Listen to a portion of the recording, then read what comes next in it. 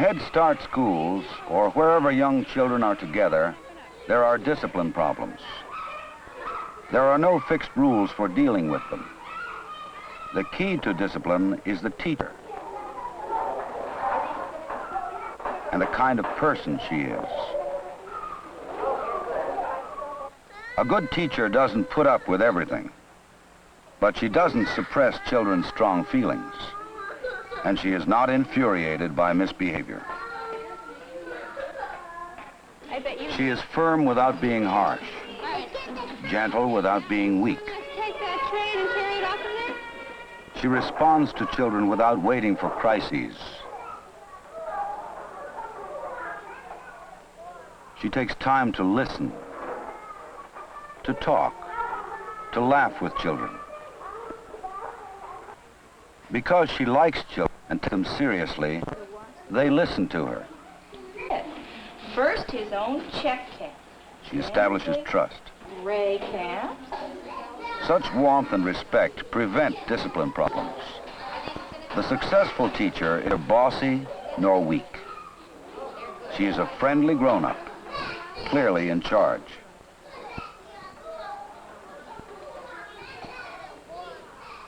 Children thrive on respect and approval.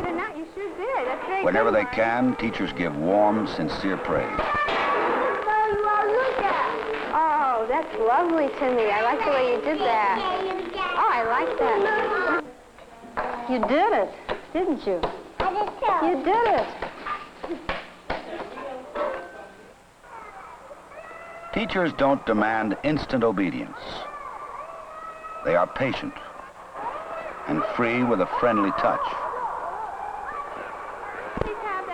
Children feel good about themselves when the teachers let them help.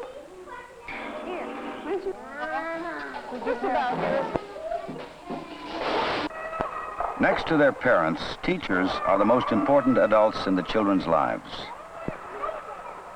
Teachers set examples in manner and in manners.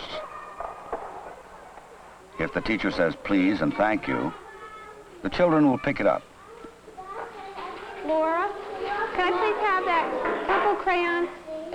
That's it. Thank you. Here, would you pass the basket over to Janine, please? May I have it? Thank you. Such an example of good manners is better than an impolite demand for polite. I thought I told you to say please. If teachers shove materials around roughly, children may do the same thing.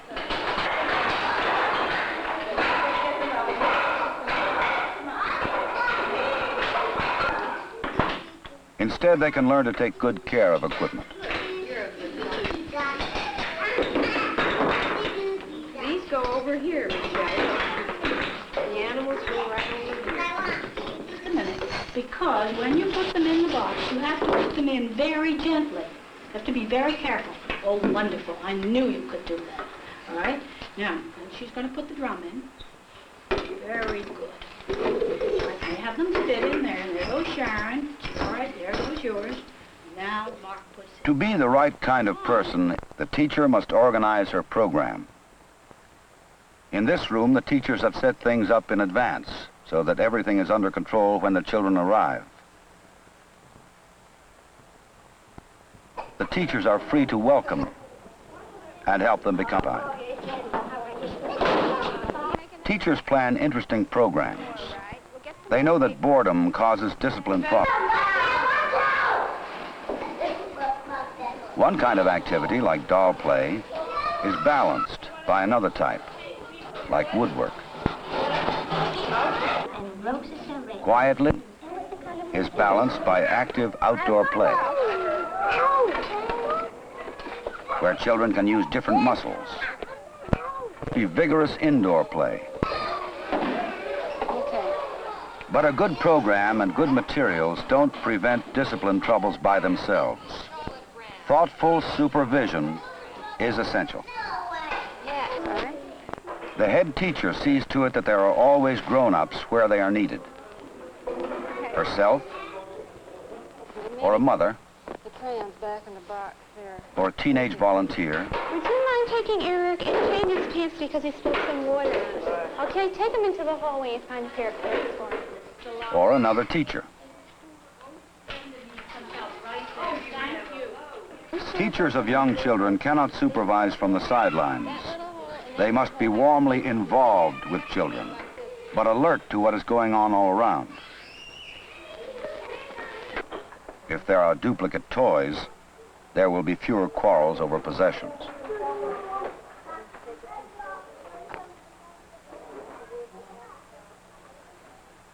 Teachers let children know what's coming next. So we'll give Marty until it gets between the 7 and the 8, all right? And then I'll come over and tell you, okay? Tracy, in about 5 minutes we're going to put the toys away. So would you please finish up what you're doing? There's no hurry, but think about finishing. Teachers avoid trouble if they see that children don't get in each other's way. These trains keep to a track around the chair.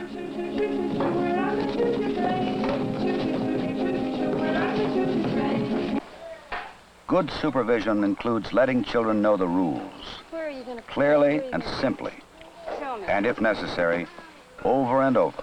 He's through with the apron, honey. It goes over there. Maybe you could pick all those aprons up. The teacher must decide what is safe. Well, she can jump from right there. She doesn't have to climb up. That's too high. That's too high. She establishes rules about where wheel toys may go.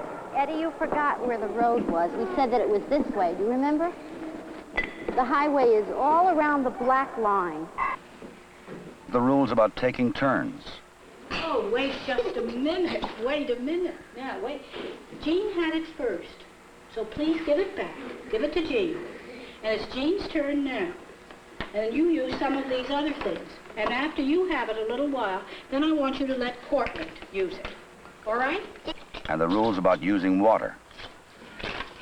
Let me say something to you. Keep the water in the container. Well, we'll wipe it off. Here's a sponge, and I want you to keep the water in the container. Make it go in the cup, not at you or on people.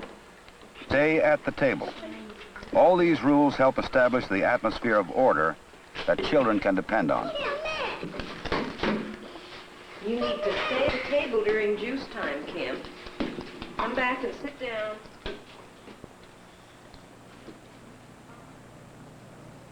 Even room arrangement can lead either to trouble or to good discipline. At first, this looks like a good arrangement. There are distinct areas for different activities. The huge gymnasium is divided by a wall of clothes cubbies. But it turns out that the wall invites escape to the far side, where the children vanish from view. They slip out into the hall and could even leave the building. A separate painting room causes more trouble. When the teacher is here, she cannot watch any of the other activities. The corner, for instance, often goes unsupervised for a considerable period. The children's play can become increasingly disorganized and even potentially dangerous. 2 days later, the teachers have changed their room arrangement. The equipment has been moved to the sunny half of the gym. Cubbies are against the wall, and the easels have been moved in from the other room. Now that the real attractions are together at one end of this room, the children naturally flock where the teachers can help them.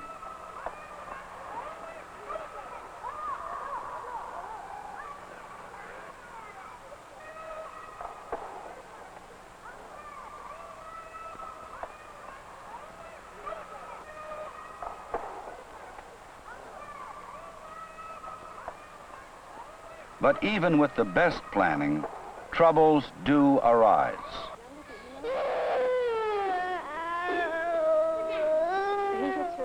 How does the teacher deal with them? I know how you feel, but I can't let you hit him. No. She stops forbidden behavior, Just can't but do accepts that. the child's I feelings. know it's hard, but you can't do it. Sneaking off with another boy's toy leads to resentment and trouble. You don't...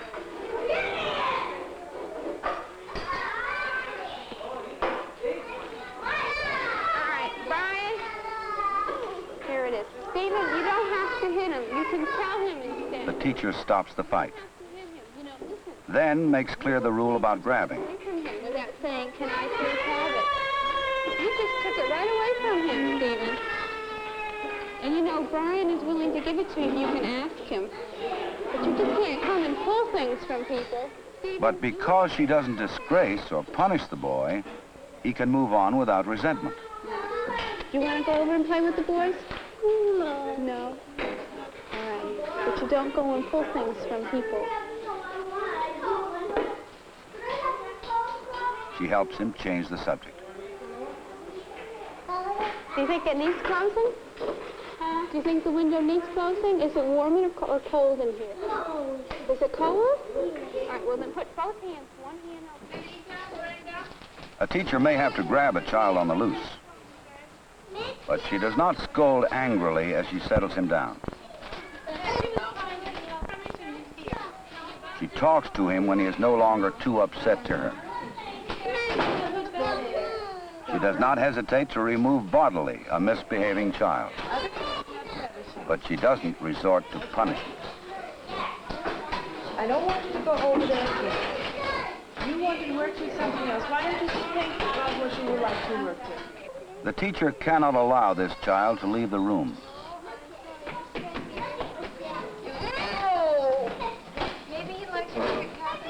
After he has calmed down, she will stress the rules. Now, she knows it's more important to change his angry mood. With this boy, she uses a light touch, a suggestion of new activities.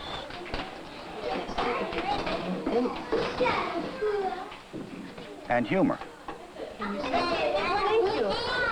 To reestablish a constructive atmosphere. But good discipline does not mean being harsh.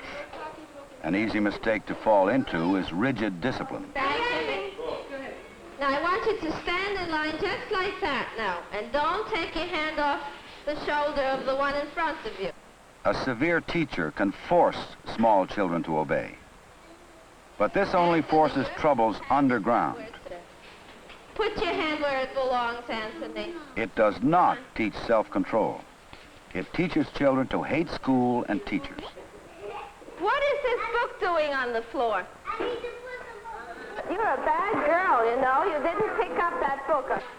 Because young children who are frightened or are confused I don't like to hear that. or who withdraw do not learn, such harsh discipline ruins the Head Start program. That's no way to behave. If the teacher lays down the law as a friend, not an enemy, a child can really hear what she is saying. She can maintain order and discipline without being harsh. I'm going to put some things to do out on that table. Maybe you'd like to do those. But sympathy and avoiding punishment do not mean that anything goes. Teachers should not be lax or permissive. If the teacher is passive or can't decide what to do, the result is disorder and chaos. Here the teacher tries to keep this boy from moving in on the girl's painting.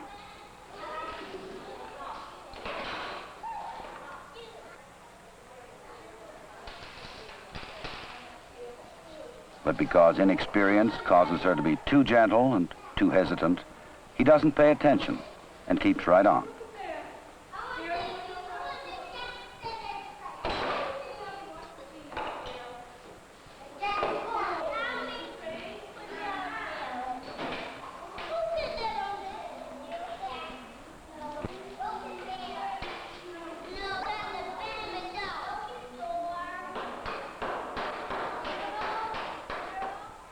Sometimes a very troubled child like Eddie, who cannot control himself, needs one adult with him constantly. Sorry, now we've got a job to do. You know that This is costly in staff time, but it may be necessary for a while. we're going to have to work pretty hard putting these all back. Yeah, we have to put them all back. We've got quite a job here. If we don't feed them. And then I can get it. We don't get up on.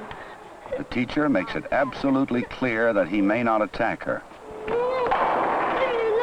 I have to hold your hands because you're trying to hit me.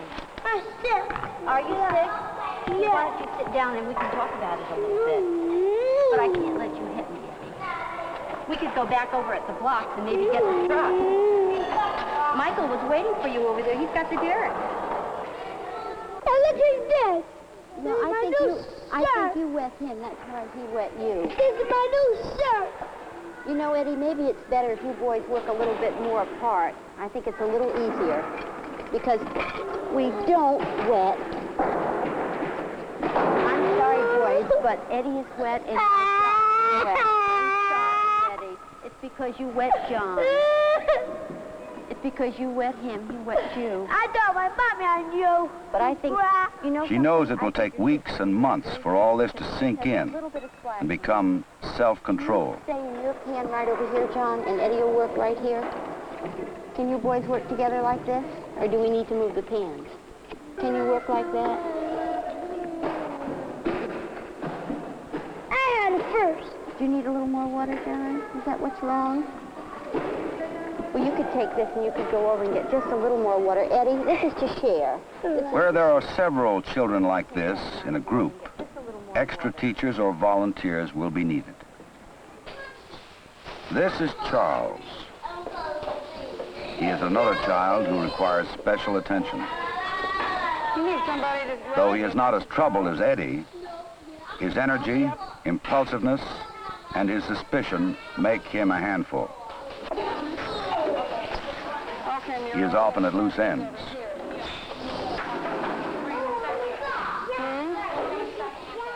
Sometimes he is rough with equipment. Stack them right along here. It's flat. I'm going to put the toes out now. Would you park that? I want to park. Park it somewhere. Down there. All right. He teases.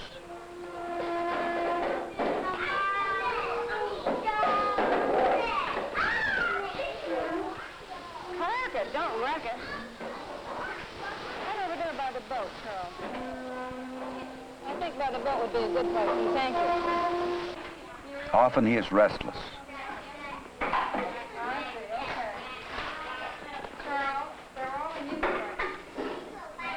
He strikes out.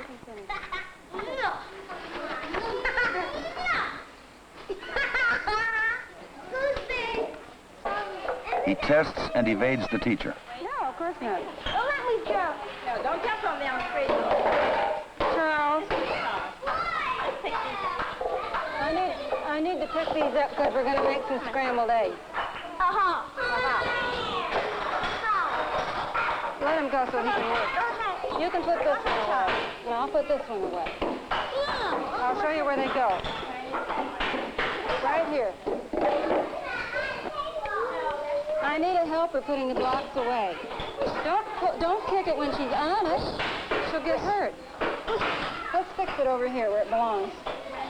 Give me a helping hand. We should put up. Oh, get up here. Well, I didn't put it. No, that's too high. Why? Why? Because you might fall and I don't want you to get hurt. Charles, listen. Now I want you out of here altogether. Away. You know where these The teachers must pay special attention to Charles while trying to keep their tempers. What, Gordon? I need you to get off that, honey. Here. Now we have looked at groups and individuals, and we have seen the separate elements of discipline. And I'll do it. But the teacher does not pull out tricks of discipline one by one. I'll show you. She has to fit them into all that she is doing. You would. And Charles is not all by himself. Right here. The teacher copes with him and the group. Right here. Charles is going to take care of the pan. You take care of the eggs. You take care of the paper towel. All right. It might have sounded like that. Good for you, Gordon. I know how to do it. He knows how to do it. He likes to do it his way. He looks at it, and he feels it, Now move. and he puts it back. Now move. Now it's Charles' last one, but you can wait. You're pretty good at it. Now it's Charles' turn. Wow, it went in a hurry, didn't it, Charles? Very good, thank you. There's the place for it. Whose turn is it next? I tell you what, she has a paper towel. She might give you a piece, and you could wipe your hands off. Let her give it to you.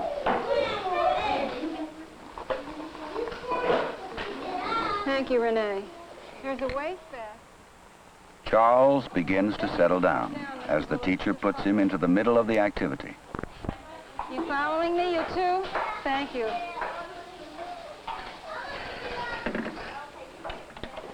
That was very good. It is hot.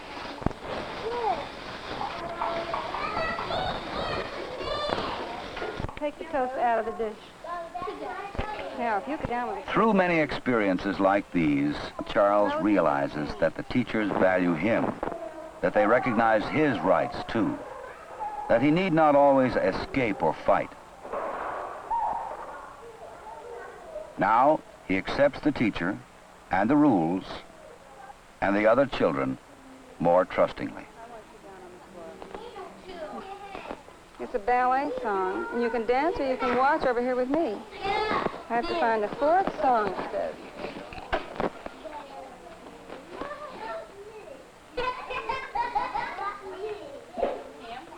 Now Charles enters more fully into the group's activities. With friendly, firm discipline, he has become a steadier person. Out of such discipline comes self-control. Charles is beginning to take over for himself.